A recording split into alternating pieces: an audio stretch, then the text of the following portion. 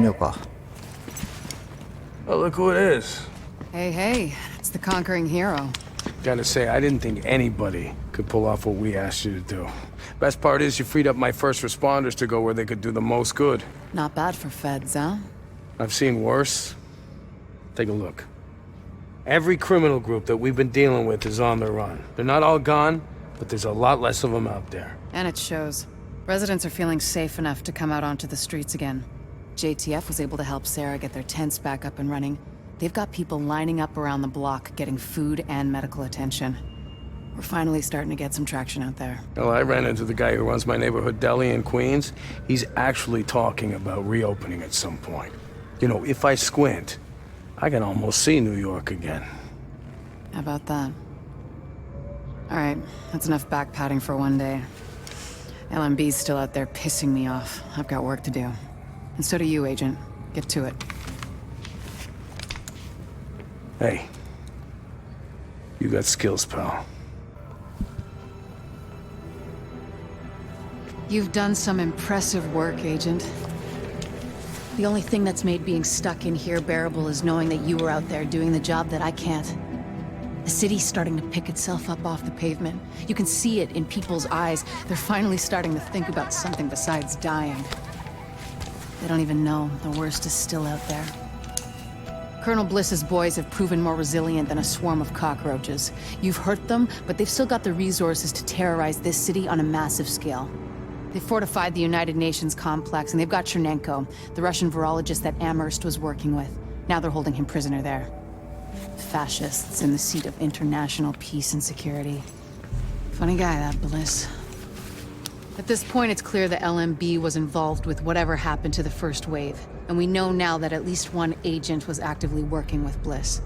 We thought the Last Man Battalion was scary enough, but if they've got access to Division tech or intel, they could completely destroy everything we've been working toward.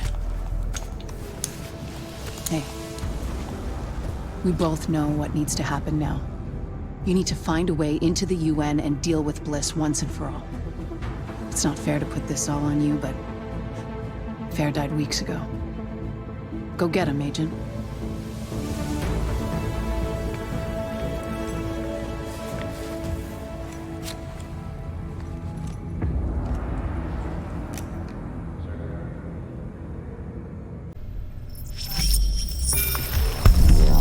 Here I am, Aaron Keener, the first wave's prodigal son.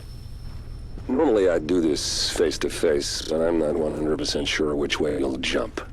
You act one way when Ms. Lau is watching, and another way entirely when you're off the leash. That's an interesting contradiction.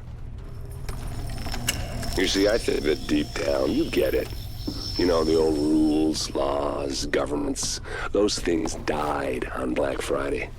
But the feral PMCs, the convicts, the ones smart enough and good enough to take what they need, they'll survive. Me? I'm gonna prosper. Oh, you could too, but you took an oath, right? You got a duty. Those are both ways of saying that your conscience is fucking you. You ask yourself, who has earned a right to tell you what to do? Do you know how many agents died to hold the Dark Zone, just for the brass to give up and put a wall around it? You don't believe me?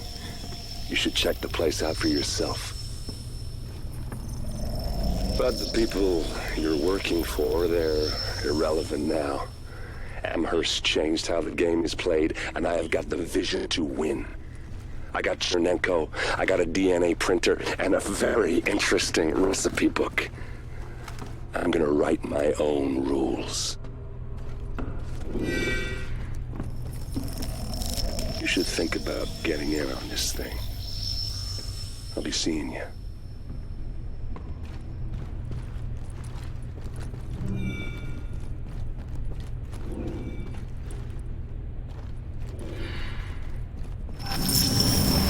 Agent, the information you found in that lab was the crown jewel. I think we can break this thing now. But we've got some more information. A voice from the grave. Listen to what Amherst has to say.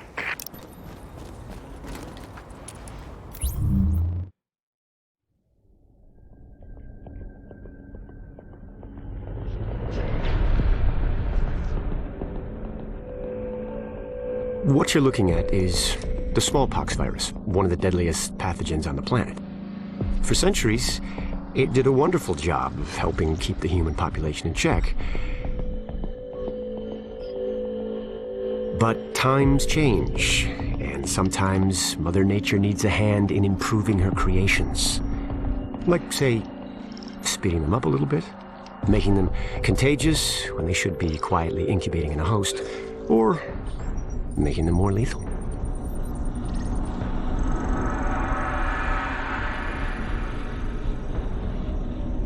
I didn't come up with the approach on my own.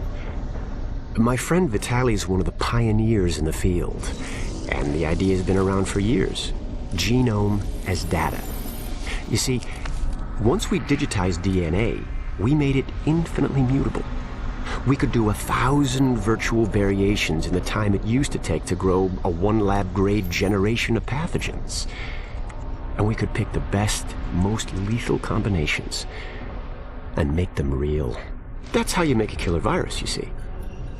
Mix in genetic code from other diseases, and you move the sliders all the way up on lethality and virulence. The goal was a 90% mortality rate. I'm not sure my green poison is going to quite hit that, but honestly, that's just details. As long as most of humanity goes, the Earth stands a fighting chance. Technically, technology is what's killing the planet. But that's not really the case. It's the greed that drives the technology. But a funny thing happened on the way to $100 genome maps and 3D printed plastic toys. Someone figured out those technologies could be repurposed, modified for the greater good. Me. Now, my virus is going to do what nature's always done. Decide who lives and who dies. And if nature decides I die, then I die. If nothing else, I'll have a lot of company. Natural selection at its finest, helped along by a little unnatural genetic manipulation. It's all data, really. Life's just a method of processing it. The same way I processed the smallpox genome on my laptop. And who's to say that wasn't the plan all along? If, by some miracle, you survive green poison, then nature's decided you deserve to live. The rest of us shouldn't and won't. Godspeed. I'll see you in hell.